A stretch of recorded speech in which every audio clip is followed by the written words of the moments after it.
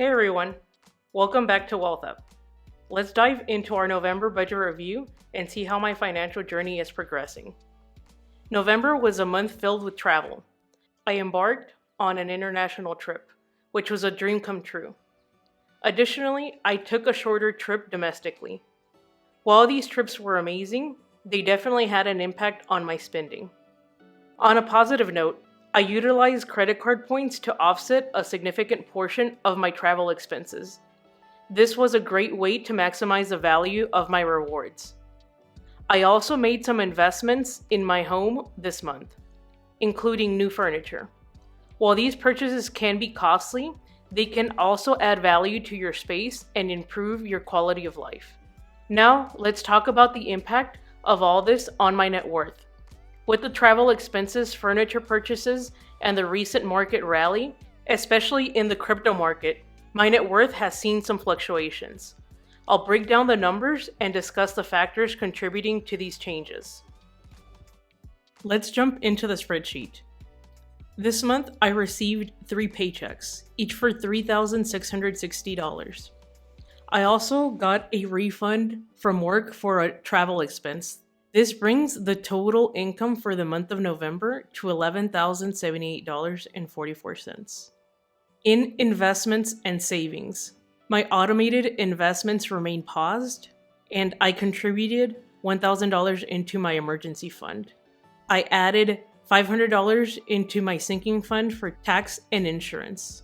My fixed payments for the month were my mortgage for $1,100, electricity for $47.74, gas was $29.21, water was $79.70, internet was $48.86, and my student loan payment was $200. Now let's take a closer look into the varying expenses category. First, we'll look at fun money. For dinner and hanging out, I spent $125.28. This is lower than other months because I did have 2 trips, and some of those expenses were covered in the travel expense category. And I also spent $4.32 on subscriptions, $33.88 in shopping, and furniture, nearly $3,000. This was something that I had in mind from the beginning of the year that I needed to spend, but I was able to take advantage of some Black Friday offers. This brings the total expense for fun money to $3,161.48. This is substantially higher than my target spend of $500, but as you can see, it is mostly coming from furniture. In the home expenses, groceries, I spent $103 at Aldi and $107 at Target. I had to buy a few things at Best Buy for the house and spent $27. On my car, I spent $89 on gas and then had a maintenance expense to cover, which was $94.14. This brings the total expense to $421.24. This is a little bit lower than the $500 target, and it's good to see.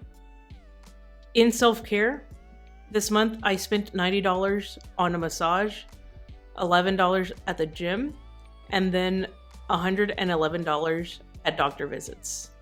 Adding all of these up brings a total to $212, a little bit lower than my target of $300. Overall, across the categories, doing very well with the exception of the furniture expense that came up. In travel, as I already mentioned, I took 2 trips. The first trip, I spent $725. In the second trip, I spent $1,219. But because I was able to take advantage of credit card points and refunds from credit cards for travel expenses, I was able to get back $784.53. This more than eliminates the cost of my first trip. Adding all of these up brings the travel expense to $1,159.59, which is slightly over budget, but overall not bad, given that this was for 2 trips and 1 being international. I did not have any additional expenses for hurricane, and I don't expect any until the fence repair, which will be in January. Looking at what I have left to spend, I have $3,118.62. This is because I did receive an extra paycheck. I will take this money that is left over and invest it. Let's take a look at my spending plan. Okay, Now that I've updated, you can see the updated table with the same total remaining. That's $3,118.62, which will add to investments. And it brings down my total left to $0. I'll also note that last month I said that I would be investing the remainder of $270.09, and I did. So it's now updated to reflect that. Everything looks good now for the month of November. Let's jump over to my net worth.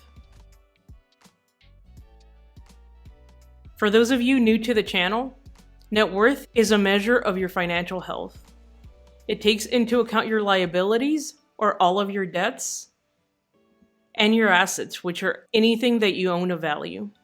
For me, my liabilities are 2 mortgages, one for my primary residence and for a rental property and student loans.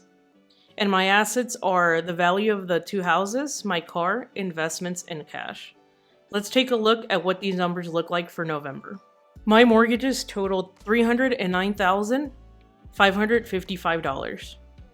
My student loans are $9,594. And I still have the work loan of $10,000, which I haven't paid into yet. This brings the total liabilities that I have as of November 2024 to $329,149.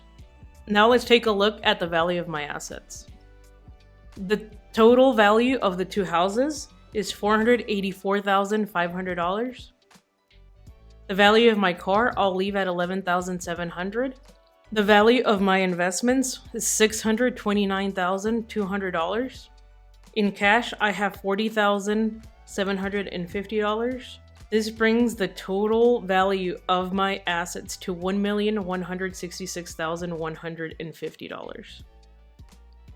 For calculating my net worth, I will take the value of my assets and subtract the value of my liabilities. This brings the total value $837,001 for my net worth as of November 2024. You'll note that in the value of my assets, there was a slight decrease in the value of the houses. Nothing to be concerned about, it's just a reflection of the local real estate market. In investments, however, you see a significant increase month over month. In particular, comparing to the beginning of the year, the increase here is substantial. In part from the rally that we've seen this month, especially in cryptocurrencies. Because of this increase is the increase in my overall net worth value for the month of November 2024. Moving forward, I'll be focusing on balancing my spending with long-term financial goals. While travel and home improvements can be rewarding, it's important to maintain a healthy financial balance. Share your financial experiences and tips in the comments below. Let's build a supportive community and learn from each other. Don't forget to like and subscribe for more personal finance content. Thanks for watching until the end, and I'll see you in the next one.